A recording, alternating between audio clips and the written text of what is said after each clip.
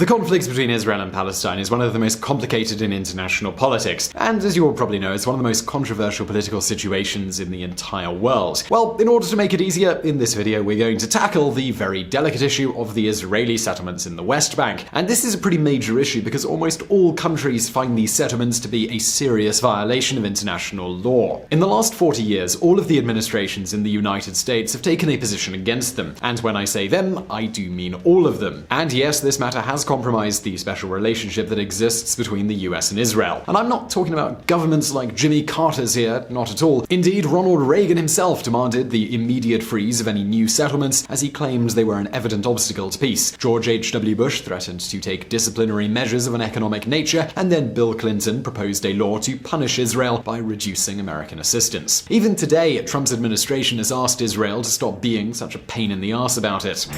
Since taking office in January, Trump has publicly asked Netanyahu to constrain settlement construction, but has not condemned it. The State Department has said that it is not helpful to the peace process. So what do you think Israel has done in the face of all this criticism? Well, they have basically ignored it and have kept expanding their settlements. But okay, now we are here. You might be wondering, what are these settlements and what do they really mean? Well, let's have a look at that. Settlers and settlements. The first thing we need to know is that according to agreements that have been reached, the territory, or state of Palestine, is formed by what is today known as the West Bank and the Gaza Strip. These territories correspond to the political map prior to the Six-Day War, after which Israel occupied these territories, which used to belong to Jordan. So the settlements, they are essentially communities, villages, towns, and cities that Israel has been building since 1970 in the West Bank, territory of the future Palestinian state. And it is not just a few houses we're talking about here. The West Bank is a small territory at barely 5,600 square kilometers, which is about the size of the state of Delaware, but even so, and this is not considering East Jerusalem, there are 131 settlements, and furthermore, there are an additional 97 outposts. These outposts, they are settlements as well, but in these cases, these settlements are illegal even under Israeli law. These outposts, they were built without the consent of the Israeli government. That means that there are more than 228 Israeli settlements around the West Bank. Many are in places of relevant value like aquifers, and that makes it more complicated because roads and infrastructure need to be set up in order to connect them. Besides, Israel needs to protect these settlements, and that involves police patrolling around the West Bank, which affects the mobility of Palestinians and makes economic development even more difficult. And the problem isn't just the existence of these settlements, it's that they don't stop growing. In the last year, more than 2,000 new buildings have started to be constructed, and there are plans to build 3,000 more in the next year alone. Obviously, in addition to this, there are also medical centers, schools, synagogues, etc. So what's the result of all of this? Well, take a look at this chart to see how the population has evolved.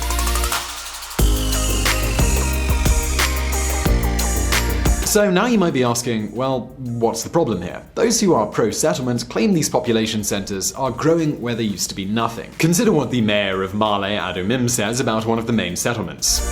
We didn't steal the land from anybody. It was built on empty hills. You can see there, the desert, rocks, and sand. Now you have a living city. Beni Kasriel, mayor of Ma'ale Adumim. Ma'ale Adumim is a city of 40,000 inhabitants with schools, kindergartens, a theater, a library, an industrial center. According to the residents there, it's a complete city. Alright, again, so what exactly is the problem? The problem is that in order to solve the Israel-Palestine conflict, all parties agree that two states are necessary, one being Israel and two being Palestine. But with all the settlements, Palestinian sovereignty in the West Bank will be in serious danger because Israel has already said they will never give up sovereignty over these places. And that includes the roads, the infrastructure, the security controls. Let's be clear, Palestine will be unable to become an effective and autonomous state with such limitations, especially considering these settlements won't stop growing. Settlements are illegal under international law and present one of the main impediments to peace. Nikolai Mladenov, United Nations envoy on Middle East peace. So now you can probably understand why this topic makes everyone so tense. More and more tension. The tension over Netanyahu's settlement policy hasn't stopped growing since 2015. The situation has reached a point that on the 23rd of December 2016, the UN Security Council passed Resolution 2334 that strongly condemns the Israeli settlement policy. The Security Council reaffirms that the establishment by Israel of settlements in the Palestinian territory occupied since 1967, including East Jerusalem, has no legal validity and constitutes a flagrant violation under international law and a major obstacle to the achievement of a two-state solution and a just, lasting, and comprehensive peace. Resolution 2334 of the Security Council. This resolution could be passed because for the first time the US didn't use their right to veto the resolution. As well, this is something that made Netanyahu's government really furious. The Prime Minister didn't hesitate in describing the situation as absurd. He even accused Barack Obama's administration in public of trying to carry out a shameful anti-Israeli maneuver. So, yeah, he was pretty angry. But this resolution shouldn't have taken Netanyahu by surprise, given some of the decisions he announced in 2016 and confirmed in 2017. The Israeli government has started a new settlement in the West Bank, which is the first for 2 decades. So Israel not only has decided to encourage the existing settlements, but they've even started a new one. On the other hand, maybe empowered by the alleged good relations with Trump, the parliament in Israel, after lots of controversy, finally passed a new law in the beginning of 2017. This law legalizes around 4,000 houses built on Palestinian private property, houses that the Israeli Supreme Court had even ordered to be dismantled. The rules of the game have changed with Donald Trump's arrival as president. We no longer have our hands tied as we did in the time of Barack Obama. Now we can finally build. And hey, as we said before, the fact that Trump might look closer to Israel doesn't mean that his administration isn't also tired of this settlement issue. That is why, in order to regain Trump's favor, Jerusalem is committed to starting a new policy that seems to slow down the growth of existing settlements and forbid outposts completely. But the new policy, it's so cryptic and complicated that it seems very likely these settlements, they'll just keep growing. And now you probably have another question, which is, why do these settlements, why do they grow so much? Well, pay close attention here. The inexplicable policy.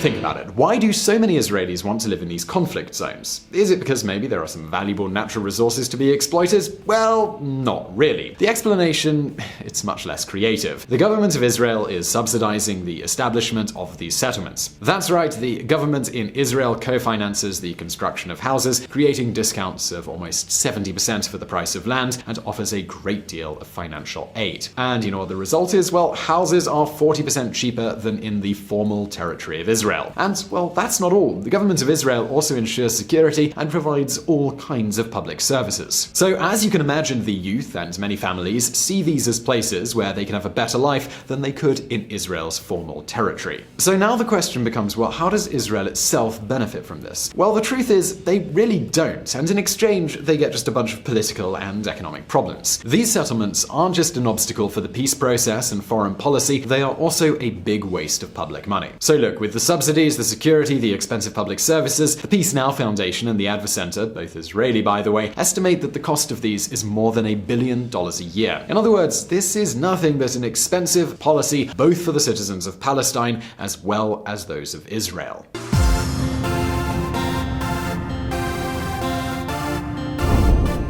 Don't get fooled.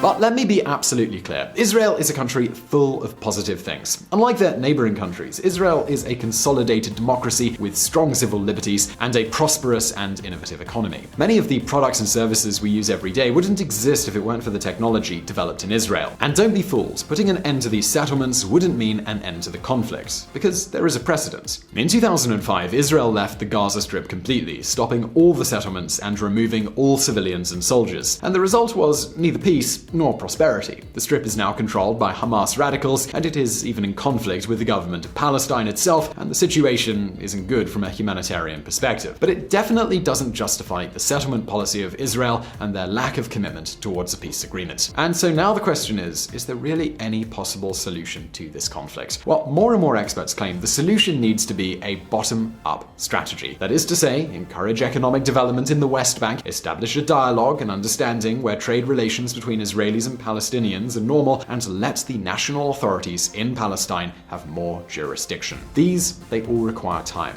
but more than that, they require commitment. And so now it's your turn. What do you think should happen with the settlements? Well, please do leave your answer in the comments below, as well as in this survey. And also, don't forget to subscribe to our channel for brand new videos just like this every Monday and Thursday. And do check out our friends at the Reconsider Media podcast. They provided the vocals in this episode that were not mine. And as always, Thank you for watching.